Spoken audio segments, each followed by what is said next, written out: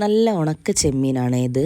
ഉണക്ക ചെമ്മീൻ ഉലർത്തുന്ന, ഉണക്ക ചെമ്മീൻ റോസ്റ്റ് എന്ന് എന്ത് പേരിട്ടും വിളിക്കാം കേട്ടോ. അതിന് ആദ്യം തന്നെ നമ്മളത് വാഷ് ചെയ്ത് വെക്കണം. പിന്നെ വെളിച്ചെണ്ണയിലേക്ക് ഉലുവയും കറിവേപ്പിലയും വെല്ലുള്ളി, ഇഞ്ചി വെളുത്തുള്ളി പേസ്റ്റ്, തക്കാളി, ഇതെല്ലാം ഒരുപാട് പൊടികളൊന്നും ഇട്ട് നശിപ്പിക്കരുത് കേട്ടോ. മഞ്ഞൾപ്പൊടി മുളക് പൊടി മാത്രം ഇട്ടാൽ മതി. പിന്നെ വേണമെങ്കിൽ അതായത് അവനവൻ്റെ സ്പൈസിക്ക് അനുസരിച്ച് കുരുമുളക് പൊടിയും കൂടെ ആഡ് ചെയ്യാം.